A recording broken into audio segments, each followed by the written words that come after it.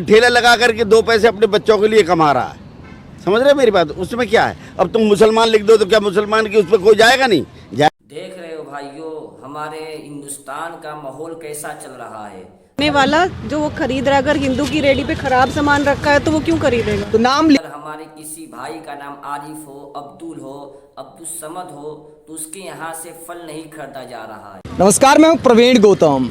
दोस्तों, योगी सरकार और उत्तराखंड सरकार के फैसले ने ये सवाल खड़ा कर दिया है कि क्या आम पब्लिक अब खाने पीने का सामान, फल वगैरह धर्म और जात देखकर खरीदेगी। योगी सरकार का कहना है कि कांवड़ यात्रा के दौरान सुचिता को ध्यान में रखकर ये फैसला लिया गया है। पब्लिक इस मुद्दे पर क्या सोचती है, क्योंकि विपक्षी नेता कहते हैं कि धर्म और जात के नाम पर समाज को बांटने वाला फैसला है।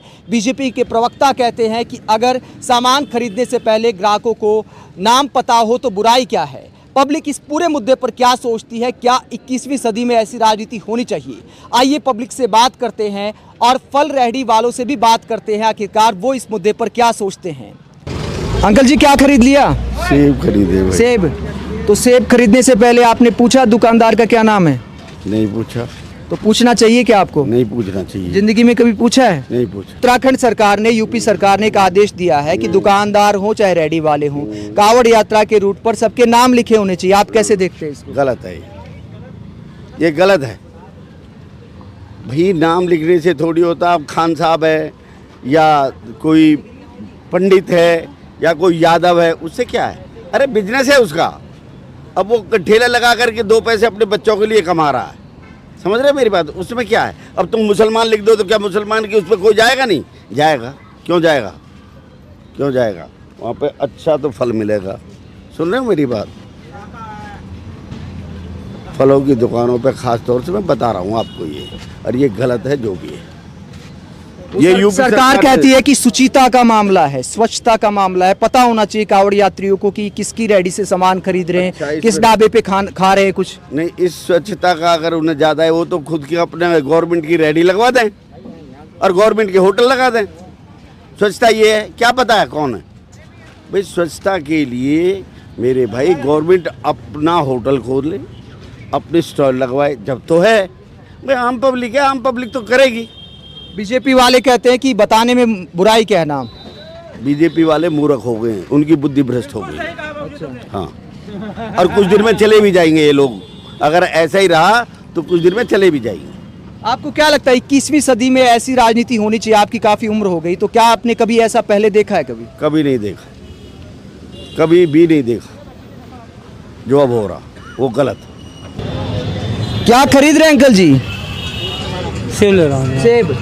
तो आपको पता है ये किसकी दुकान है? नहीं। तो आपको सेब से मतलब है या सेब बेचने वाले से भी मतलब है? अब सेब से क्या हो, ऐसी कोई तो हम लोग ध्यान नहीं करते हैं बेचने वालों से। तो कितनी उम्र होगी आपकी? 70 ईयर्स। 70 ईयर्स। तो 70 साल में कभी आपने फल बेचने वाले का धर्म और जात पूछी है क्या? नहीं। तो आपको क्या लगता है सरकार को ऐसे आदेश देने चाहिए कि फल की रेहड़ी पर, दुकानों पर नाम लिखा होना चाहिए सबका? देखो जी, धर्म से क्या लेना देना, सीधी से बात बताऊँ। हम तो अब हिंदू, मुसलमान, सिख, ईसाई, हम तो मनुष्य जो से मतलब रखते हैं, साफ सफाई रखे आदमी अपने शरीर की। अब कर्म से अब कोई उसमें कोई मीट खाता है, कोई मछली खाता है, कोई शाकाहारी, कोई मांसाहारी है। हम तो इसका परहेज करते हैं, साफ सफाई रहे आदमी, मनुष्य है। तो यूपी में योगी सरकार ने एक फैसला लिया है कि कांवड़ यात्रा के दौरान दुकानों पर, रेहड़ी पर नाम लिखना होगा अपना, ताकि कांवड़ यात्रियों को पता चल सके कि कोई मांसाहारी है, कोई शाकाहारी है, कैसे पता लगेगा? तो मांस तो हिंदू भी खाते हैं। हिंदू खाते हैं, तो मतलब यही है। इसे योगी सरकार, हमें भी वैसे हैं तो यूपी के ही हैं, हम भी गोरखपुर के ही हैं। लेकिन सरकार को ऐसे फलों की रेहड़ी पर दुकानदार का नाम अनिवार्य करना चाहिए क्या? ऐसे देखो जी, नाम हो जाए ठीक है, लेकिन जाति धर्म हम इसके खिलाफ है। अच्छा, शुचिता की बात की, मतलब साफ सफाई की, तो साफ सफाई का धर्म से कोई लेना देना है? हमारे हिसाब से तो नहीं है। नहीं करवा रहे थे। आज जामुन खरीदने से पहले आपने इनका नाम पूछा क्या? नहीं। अच्छा, हमने रेट पूछा, जो ये दोनों बार इन्होंने अलग अलग बताया। अच्छा, तो क्या कभी आपने कुछ खरीदते वक्त, सब्जी खरीदते वक्त, फल खरीदते वक्त किसी का धर्म जात वगैरह पूछी है क्या? नहीं, जरूरत ही नहीं है। अच्छा, जरूर। क्यों जरूरत है? नहीं, सरकार कह रही है ना इसकी ज़रूरत है।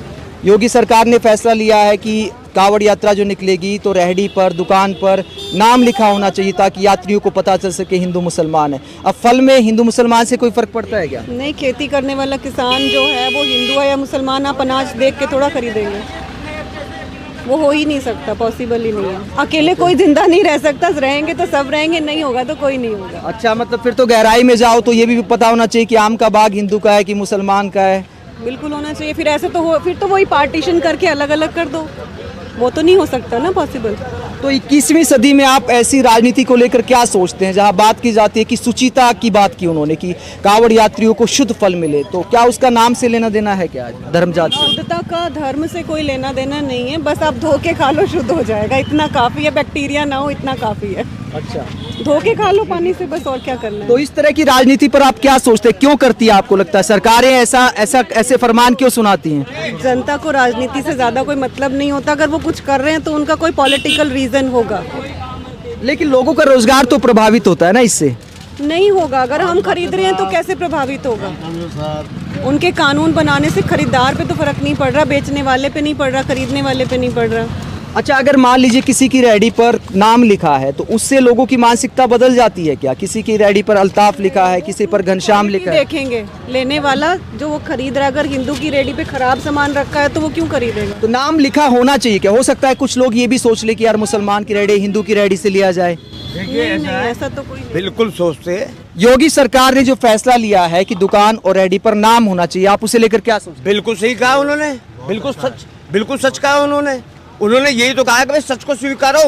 उन्होंने गलत क्या कहा है? योगी सरकार ने जो क्या कहना है, ये नियम लगाया कि भाई अपना वो निकालो, अपने आगे लिखो तुम क्या हो क्या नहीं हो, तो इसमें क्या गलत कर दिया उन्होंने? क्यों नाम लिखना? एक बात बताइए, क्यों नाम लिखना? ने अपने आप को वो नहीं बताएंगे, इससे क्या कहते हैं ये नहीं पता पड़ेगी कि कौन कितनी बिरादरी क्या काम कर रही है, कितनी बिरादरी क्या काम नहीं करेगी।